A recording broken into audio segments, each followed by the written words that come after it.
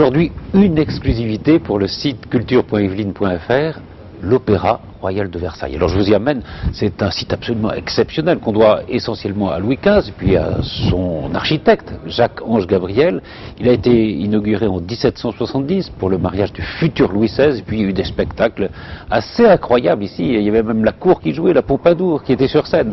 Enfin, il s'est passé des choses formidables. Il y a eu beaucoup de changements, notamment sous Louis-Philippe. C'est devenu à un moment le Sénat, puis c'est redevenu un opéra, mais il avait fermé ses portes depuis 2 ans parce qu'il y avait besoin de faire des travaux de modernisation. Ces travaux sont faits et il va y avoir dès cette année une programmation absolument exceptionnelle. Et pour en parler, je vous propose de rejoindre tout de suite le directeur de Versailles Spectacle.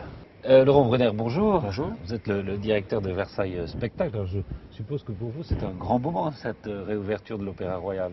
Oui, c'est à la fois l'aboutissement de beaucoup de travaux et en même temps la première fois que dans cet opéra, après les idées de Louis XIV et la mise en place au moment de Marie-Antoinette, on va avoir une vraie saison régulière tous les ans. C'était le souhait de Jean-Jacques Ayagon. Ce qui n'a jamais vraiment existé. Non, car ma foi, entre l'ouverture et la Révolution, il n'y a eu qu'une vingtaine d'années. Et puis ensuite, au XIXe siècle, l'opéra n'a pas servi.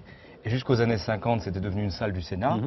Et puis après les années 50, il a servi de manière ponctuelle, souvent accueillant des projets intéressants. Mais jamais de manière continue. Non, jamais avec la volonté de présenter, comme toute salle de théâtre finalement, un programme sur l'ensemble d'une saison, s'adressant avec sa variété à plusieurs types de publics. Alors vous dites variété, c'est vrai, parce qu'on va voir beaucoup de choses, et de l'opéra naturellement, mais aussi du théâtre, mais aussi des spectacles, je veux dire, de variété. Oui, je crois que... Programmation très diverse, donc. Il y a cette idée du château de Versailles qui est un peu dédiée à toutes les gloires de la France, et d'une salle qui, évidemment, a un style qui est celui de la fin de l'époque baroque, qui appelle certaines œuvres. Alors évidemment, ça appelle les grandes œuvres de Mozart, que le public adore, qu'il connaît, et qui rentrent merveilleusement ici. Les 2 œuvres, notamment Les Noces de Figaro et Don Juan, qu'a fait Mozart, sont inspirées de grands livrets français, de Molière et de Beaumarchais, donc ça rentre merveilleusement ici. Mais dans le même esprit, bien Juliette Gréco, oui, elle trouve sa place dans cet espace, dans l'intimité de 660 places, et pour autant, dans un grand plateau qui permet, pour beaucoup de spectacles, d'avoir les espaces nécessaires. Je crois que c'est bien. Théâtre, il y aura Michel Bouquet avec le Malade imaginaire. Oui, je crois que c'est un rôle mythique pour lui.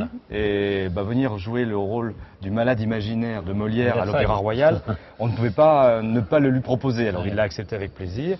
Je crois que ça aussi, ça rentre dans un cadre. Dans le même esprit, on présentera le Bourgeois gentilhomme. Là aussi Molière, mais cette fois avec la musique de Lully, des décors d'époque. Une autre version, finalement, de Molière que celle que propose Bouquet, mais qui trouve son public aussi et qui nous permet d'être bien en raccord historique même à certains moments avec les espaces. Alors après l'inauguration qui a eu lieu le 21 septembre hier, c'est quoi le premier spectacle? Le premier, c'est un spectacle que nous co-réalisons avec le Centre de musique baroque de Versailles, L'Amant jaloux de Grétry. Grétry est un compositeur contemporain de Marie-Antoinette, finalement peu connu du grand public aujourd'hui, voilà, et je crois que cet opéra sera l'occasion de le redécouvrir. Et avec ce titre, L'Amant jaloux, on imagine tous que l'intéressement du public et des artistes est assez fort.